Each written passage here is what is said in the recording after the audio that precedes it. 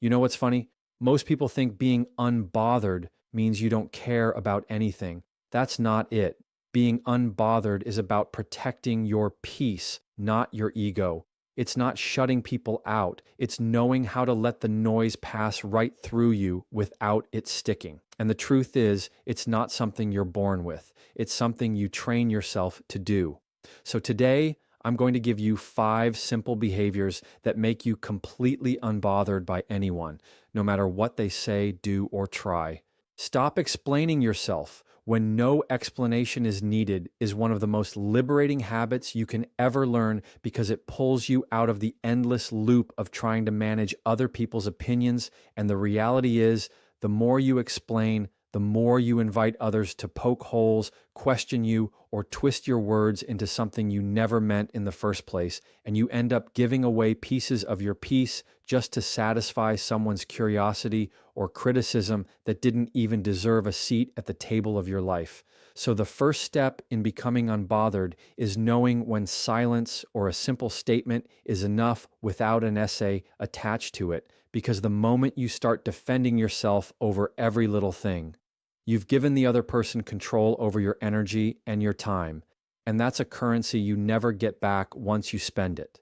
So you have to get comfortable with the idea that not everyone will understand you and not everyone is entitled to the details. When you stop explaining yourself unnecessarily, you start to notice that the weight you are carrying wasn't from what people said, but from the pressure you put on yourself to be understood by them. And here's the truth that stings a little at first. Most people don't actually care about your explanation. They care about keeping the conversation in a place where they feel they have power over you. And when you cut the rope by refusing to over-explain, you pull yourself out of that tug of war completely, which changes the dynamic instantly because you're no longer playing defense. You're just living your life without offering every single thought as evidence in a trial that doesn't exist. And this is not about being dismissive. It's about valuing your own time and words enough to not spend them where they don't matter.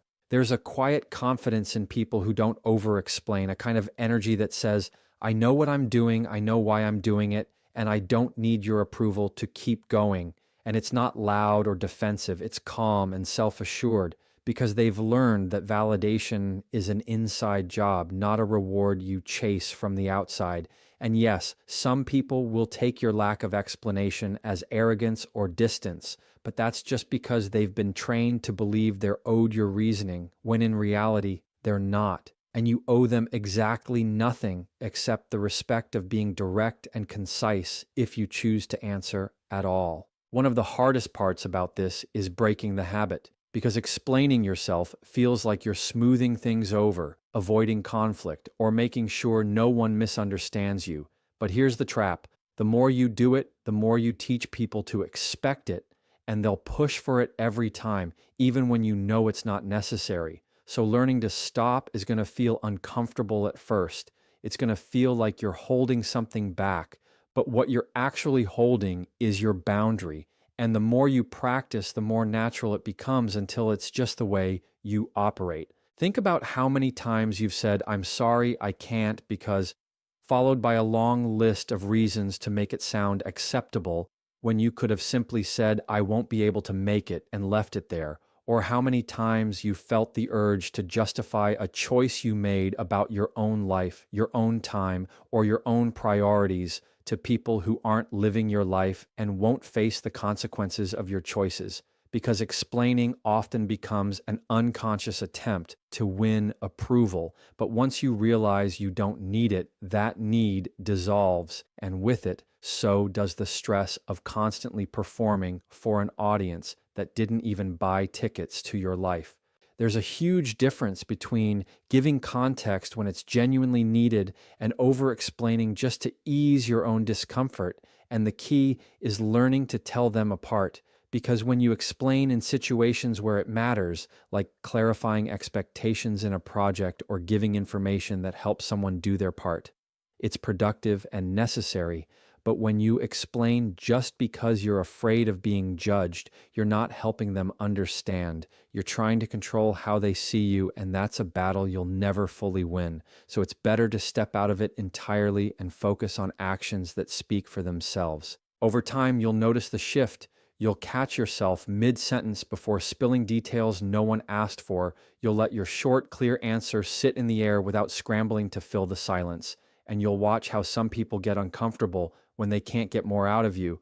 But that's not your problem, because every time you resist the urge to explain unnecessarily, you're reinforcing to yourself that you are allowed to live without constant justification, and that you trust yourself enough to stand by your choices without wrapping them in extra words for someone else's comfort. Let silence do.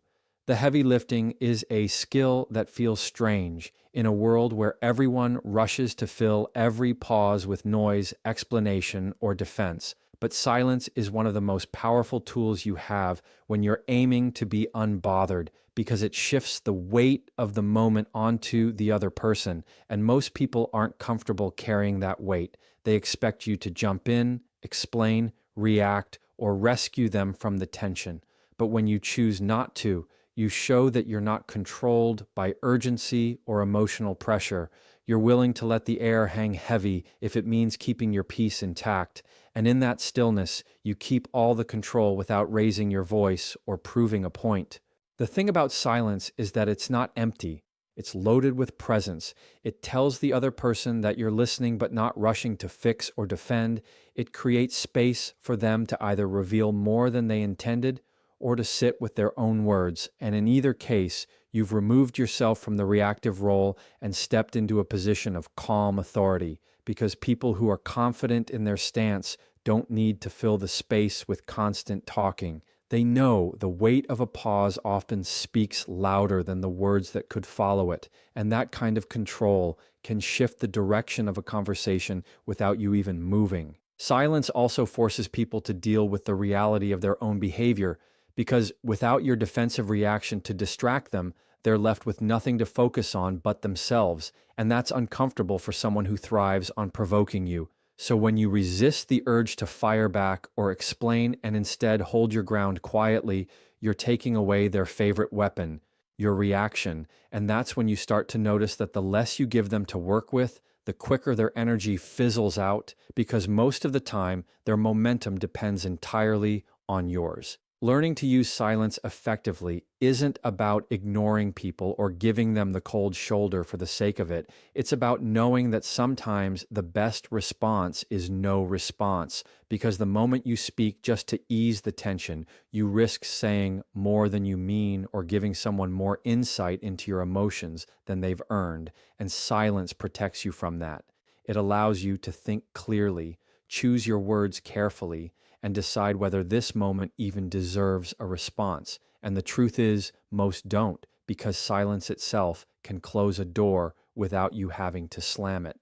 It takes practice to get comfortable with silence because it feels unnatural at first, like you're letting something go unresolved. But the truth is, most arguments and confrontations don't get resolved through more talking. They get resolved when one person refuses to feed them. And that refusal often looks like calm, steady quiet, not in a passive-aggressive way, but in a way that says, I'm not giving this any more oxygen. And the longer you can sit in that space without breaking, the more you'll realize that silence isn't weakness. It's a form of strength that doesn't need to announce itself.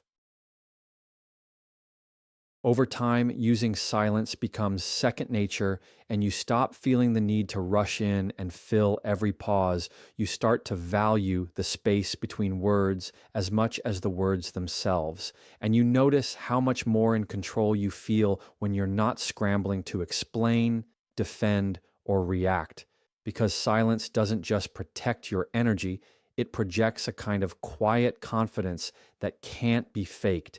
And when people see that you can stand comfortably in that space without flinching, they start to treat you differently, not because you've demanded respect with words, but because you've earned it without saying a thing. Control your tone, not their reaction, is one of the most powerful ways to stay unbothered, because it shifts your focus from trying to manage what you can't control to mastering what you can. And that's your delivery, your presence, and your energy in the moment. Because no matter how calm, kind, or logical you are, some people will still choose to misinterpret, exaggerate, or dismiss what you say. And if your peace depends on them responding exactly how you want, you'll always be on edge. But when you commit to keeping your tone steady and intentional, no matter their behavior, you take away their ability to pull you into their chaos, and you protect yourself from being dragged into emotional patterns that aren't yours to carry. Your tone is the signal you send out to the world about how much control you have over yourself, and people pick up on it instantly because when you're calm in your delivery, it's hard for others to escalate without looking like they're overreacting. And when you keep your tone grounded, it creates a kind of invisible barrier that says you can yell, you can throw accusations, you can try to provoke me, but I'm not matching that energy. And that stance changes the entire dynamic because it denies them the emotional fuel they're trying to get from you, which is often the only thing keeping their argument alive. Controlling your tone doesn't mean suppressing your emotions or pretending you're not affected. It means channeling those emotions into a form that serves you instead of sabotages you. Because the second you raise your voice, talk faster, or let frustration leak into your words, you're giving them evidence to twist and you're letting them set the tempo of the interaction. So instead, you set the pace by slowing your speech, keeping your voice even, and making your pauses intentional. And you'll notice that when your tone stays consistent,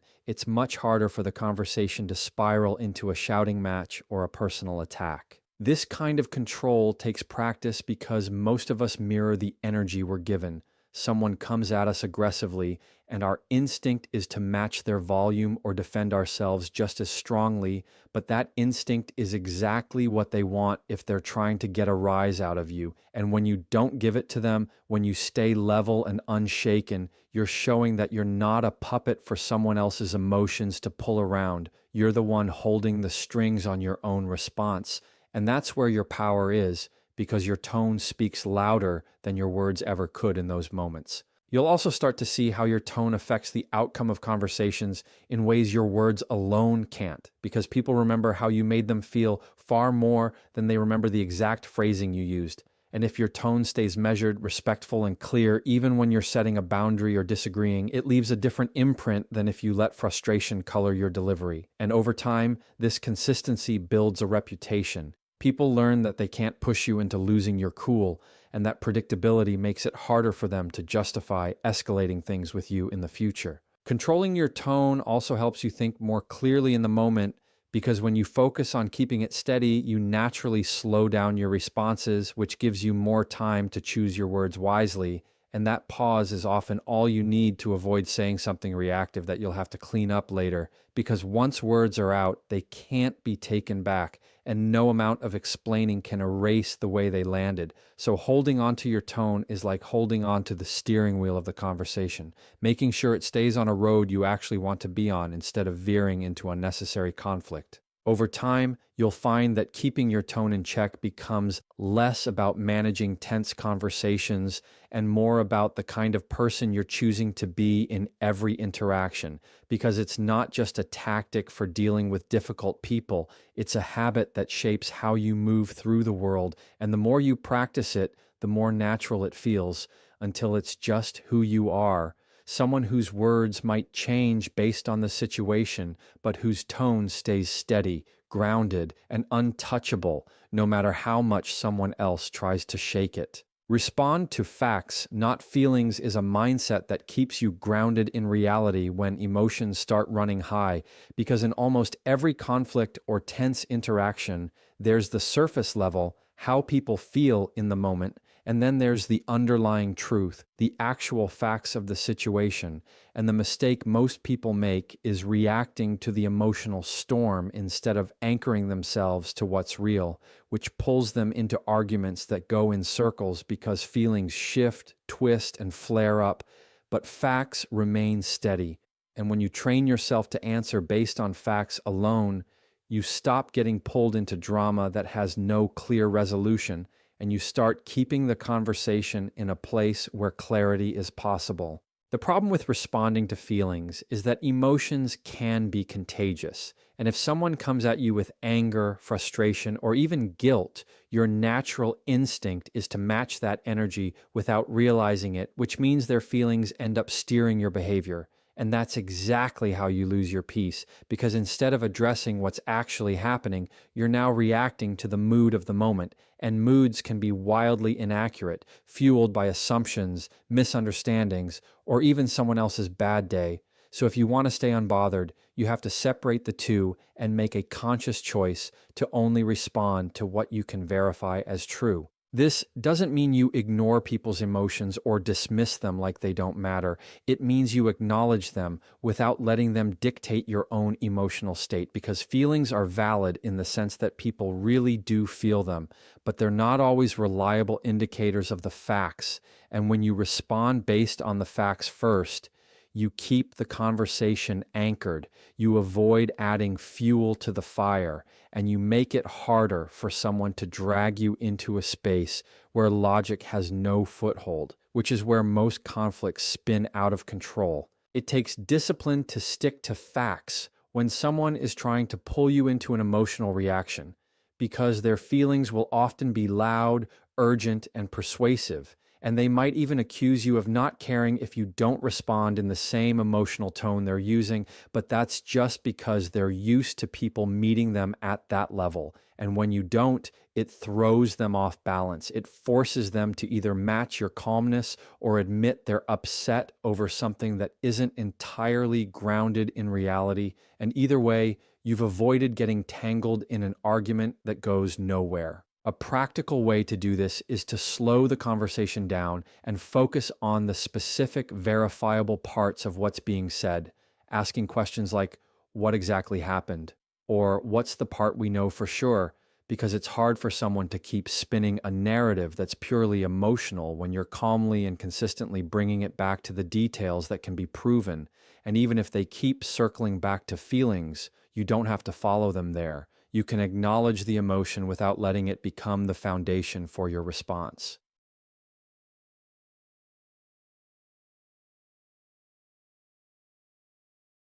Interact with you because they start to see that you can't be baited by emotional swings, and that if they want to have a productive conversation with you, they have to come with something concrete.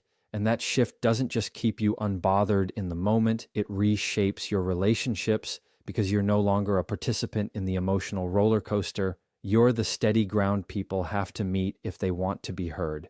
Decide what's worth your energy before you give it is the filter that stops you from pouring yourself into situations, people, or arguments that don't deserve a single drop of your time. Because the truth is, you don't have unlimited emotional bandwidth. And if you spend it on every little thing that comes your way, you'll be drained before you even get to the things that actually matter. So being unbothered isn't about never caring. It's about caring selectively with intention. And that starts with pausing before you react, asking yourself whether this moment is worth the emotional cost it's about to take from you, because once you give your energy to something, you can't get it back. When you make a habit of deciding what's worth your energy ahead of time, you create an internal standard that everything has to pass before it gets your attention, and that standard might look different for everyone. Maybe for you, it's about whether the situation affects your life in a lasting way, or whether engaging will lead to an actual solution instead of just more noise. And once you get clear on that, it becomes easier to let things pass without feeling like you're letting people walk all over you, because you know you're not avoiding conflict out of fear, you're avoiding it out of wisdom. And that's a completely different kind of power. The trap most people fall into is reacting first and thinking later. And that's how you end up in conversations that go nowhere, arguments that repeat in cycles, or situations where you've invested hours of emotional effort only to realize it made no difference. And the reason that happens is because you didn't stop to ask whether it was worth engaging in at all. So the more you train yourself to slow down and assess before you step in, the more control you'll have over your own emotional reserves, and the less you'll find yourself feeling drained by people who thrive on pulling you into their problems or drama. It's important to remember that not every problem is yours to solve, and not every comment is yours to answer.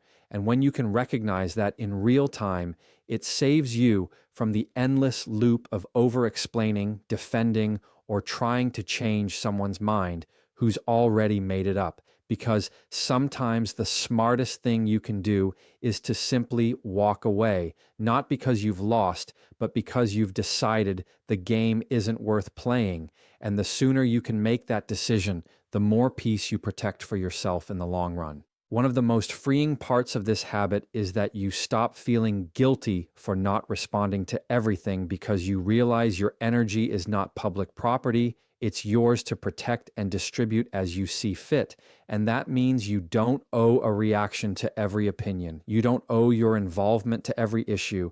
And you definitely don't owe your attention to people who only show up to take from it. So when you start choosing where your energy goes with intention, you naturally attract situations and relationships that respect that boundary because you're no longer signaling that you're endlessly available to be pulled into anything.